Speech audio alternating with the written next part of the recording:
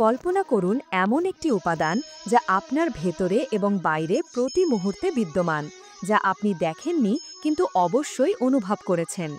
এমন একজন দেবতা যিনি যখন ইচ্ছা জন্মগ্রহণ করে এই পৃথিবীকে রক্ষা করতে পারেন এবং যখন ইচ্ছা সৃষ্টিকে আবার শূন্যে পরিণত করতে পারেন। সেই উপাদানের নাম ভগবান বিষ্ণু। কিন্তু আপনি কি সত্যি জানেন বিষ্ণু কে? যারা এই পৃথিবী দেখেছেন তারা বিশ্বাস করেছেন যে ব্রহ্মা মহাবিশ্ব সৃষ্টি করেছেন। কিন্তু আপনি কি কখনো ভেবে দেখেছেন যে ব্রহ্মা নিজেই কোথা থেকে এসেছেন? শাস্ত্রে বলা হয়েছে যে ব্রহ্মা বিষ্ণুর নাভি থেকে নির্গত পদ্ম থেকে জন্মগ্রহণ করেছিলেন, অর্থাৎ ব্রহ্মাও বিষ্ণুর সৃষ্টি। কিন্তু যদি বিষ্ণু সৃষ্টির আগে থেকেই অস্তিত্বে ছিলেন, তাহলে তিনি নিজেই কিভাবে অস্তিত্বে এসেছিলেন? এই রহস্যময় গল্পটি শেষ পর্যন্ত দেখুন, কারণ এই ভিডিওতে আপনি জানতে পারবেন বিষ্ণু কিভাবে জন্মগ্রহণ করেছিলেন, এই মহাবিশ্ব কে সৃষ্টি করেছিলেন এবং এই মহাবিশ্বের ভূমিকা কী। এমন অনেক প্রশ্নের উত্তর আপনি পাবেন যা খুব কম লোকই জানেন। তাই ভিডিওটি এড়িয়ে যাবেন না, শেষ পর্যন্ত দেখুন, কারণ প্রতিটি মুহূর্তের মধ্যেই একটি গভীর রহস্য লুকিয়ে থাকে। এর জন্য আমাকে তোমাদের এমন এক সময়ে নিয়ে যেতে হবে যেখানে সময়ের অস্তিত্ব নেই, এমন এক স্থান যার কোনো নাম নেই, কোনো পরিমাণ নেই, এমন এক মাত্রা যা সকল মাত্রার ঊর্ধ্বে, যেখানে কেউ যেতে বা দেখতে পারে না। প্রতিটি সত্যের ঊর্ধ্বে একটি সত্য হল জ্ঞান। আসুন এই মহাবিশ্বের আদিতে সদাশিবের সাথে দেখা করি। কোনো তারা ছিল না, কোনো সূর্য ছিল না, কোনো চন্দ্র ছিল না, কোনো সময় ছিল না, কোনো দিক ছিল না, কেবল শূন্যতা ছিল, এবং সেই শূন্যতায় ছিলেন সদাশিব। কোনো দেহ নেই, কোনো রূপ নেই, জানা নেই।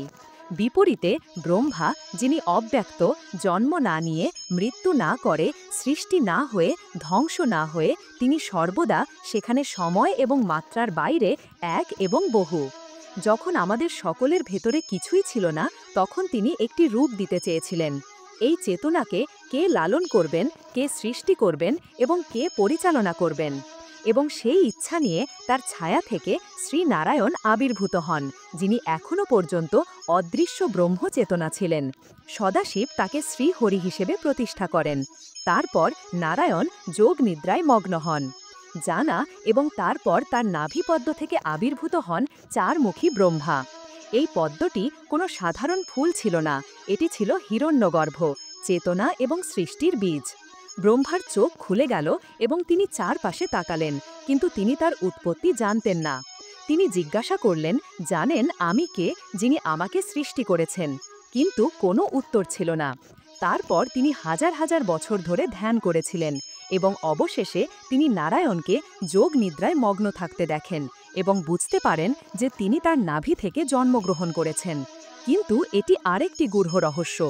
যখন ব্রহ্মা নারায়ণকে তার উৎপত্তি সম্পর্কে জিজ্ঞাসা করেছিলেন, তখন নারায়ণ বলেছিলেন, আমিও অন্য কারোর ইচ্ছায় আবির্ভূত হয়েছি। আমার একটি আদি এবং একটি অন্ত আছে, আর তা হল সদাশিব। তারপর প্রথমবারের মতো ব্রহ্মা শিব উপাদানের ওপর ধ্যান করেছিলেন এবং সেই মুহূর্তে শিবলিঙ্গ রূপে আবির্ভূত হন সদাশিব।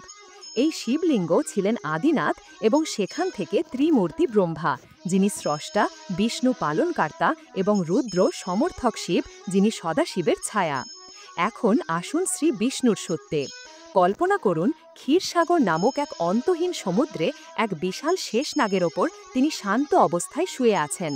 সমুদ্রের গভীরতার মতো তার রং নীল, চোখ বন্ধ, কিন্তু তিনি সব কিছু দেখছেন। তার পায়ের কাছে লক্ষ্মী এবং নাভি থেকে একটি পদ্ম ফুটে উঠছে, যার মধ্যে ব্রহ্মা বসে আছেন। এই দৃশ্যটি কেবল কল্পনা নয়, এটি বিশ্বব্রহ্মাণ্ডের উৎপত্তির প্রতীক। বিষ্ণু যে শেষনাগের ওপরে বসে আছেন, তার 1000 শৃঙ্গ থেকে সময়ের প্রবাহ প্রবাহিত হয়। ক্ষীরসাগর কোনো ভৌত স্থান নয়, বরং চেতনার একটি স্তর, যেখানে কেবল যোগীরা তাদের ধ্যানে পৌঁছাতে পারেন। বিষ্ণু কোনো সাধারণ দেবতা নন, তিনি কেবল একজন রক্ষাকারী নন, তিনি সময়ের বাইরে। বেদ বলে যে সময় নিজেই বিষ্ণুর অধীনে। বৈকুণ্ঠকে বলে একটি শব্দ, একটি বিশ্বাস এবং একটি গোপন জ্ঞান। শ্রীমদ্ ভাগবতে বর্ণিত আছে যে সেই পুকুরটি ব্রহ্মাণ্ডের ওপরে অবস্থিত, যেখানে জয় আর আরক্ষী জয় এবং বিজয় দাঁড়িয়ে আছেন। রত্নখচিত একটি প্রাসাদ রয়েছে। গন্ধর্ব সর্বদা নারায়ণের স্তোত্র গাইতেন। সেখানে দুঃখ, কাল, মৃত্যু বা আসক্তির কোনো প্রবেশ নেই। পুরাণে বলা হয়েছে যে বৈকুণ্ঠের প্রবেশদ্বার কেবল ভক্তদের জন্যই খোলা।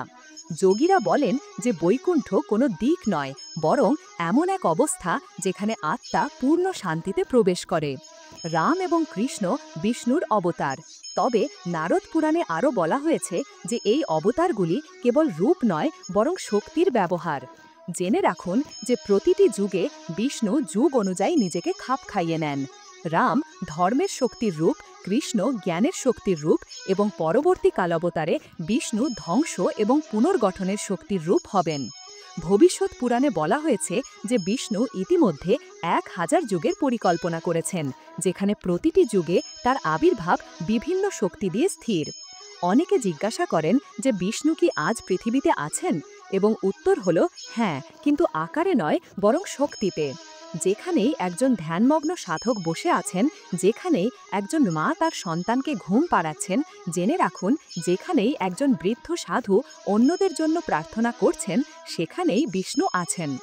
আজও পৃথিবীতে বিষ্ণুর অবতাররা জন্মগ্রহণ করেন। আমরা তাদের সাধু, গুরু বা মহাত্মা হিসেবে স্বীকৃতি দিই। সমাজকে ভারসাম্য বজায় রাখার জন্য তারা সর্বদা গোপনে সক্রিয় থাকেন। ব্রহ্মবৈবর্ত পুরাণ বলে, জেনে রাখুন কলিযুগের শেষে যখন অধর্মের সীমা ভেঙে যাবে, তখন বিষ্ণু স্বয়ং কল্কি রূপে আবির্ভূত হবেন। তার বাহন হবে একটি সাদা ঘোড়া। তার উদ্দেশ্য হবে অধর্মের ধ্বংস এবং সত্যযুগের প্রত্যাবর্তন। রাম এবং কৃষ্ণ রূপে বিষ্ণু যা করেছিলেন তা কেবল ধর্মস্থাপনা ছিল না। জেনে রাখুন এটি চেতনাকে উন্নত করার জন্য, এবং আজও প্রতিটি ভক্তের হৃদয়ে কোথাও না কোথাও বিষ্ণু নীরব রূপে বসে আছেন। তাহলে বন্ধুরা, বিষ্ণু কেবল একজন দেবতা নন, তিনি সময়ের সাথে ছড়িয়ে পড়া একটি শক্তি। তিনি হলেন সেই ব্যক্তি যিনি প্রতিটি যুগে ধর্ম রক্ষা করতে আসেন, সে যেমন রাম হোক বা কৃষ্ণ, এবং তিনি শেষ পর্যন্ত সকলকে বৈকুণ্ঠে নিয়ে যান। তাহলে বন্ধুরা, তোমরা কিভাবে জানলে সদাশিব নারায়ণকে জন্ম দিয়েছিলেন এবং ব্রহ্মার জন্ম হয়েছিল নারায়ণের নাভি থেকে? এই সমগ্র ব্রহ্মাণ্ডের সৃষ্টিকর্তা কে হয়েছিলেন? এটি কেবল একটি গল্প নয়, এটি সেই চেতনার যাত্রা যা থেকে এই সমগ্র ব্রহ্মাণ্ড তৈরি হয়েছে, এবং আজও সেই শিব উপাদান আমাদের এবং আমাদের চারপাশে বিদ্যমান। যদি তোমাদের এই রহস্য এবং জ্ঞানে ভরা গল্পটি তোমাদের পছন্দ হয়, তাহলে দয়া করে আমাদের চ্যানেলটি সাবস্ক্রাইব করো, এই ভিডিওটি লাইক করো এবং কমেন্টে ওম নমঃ শিবায় বা জয় শিহরি লেখো। তোমাদের বন্ধুবান্ধব এবং পরিবারের সাথে এই দিব্য জ্ঞান শেয়ার করো, কারণ এই একটি ভিডিও দিয়েও একজন মানুষের চেতনাও বদলে যেতে পারে। এবং আমাদের সাথে থাকুন, কারণ আপনার আত্মা যে জ্ঞানের সন্ধান করছে তা পরবর্তী ভিডিওতে আপনার জন্য অপেক্ষা করতে পারে। হর হর মহাদেব, জয় শ্রীহরি।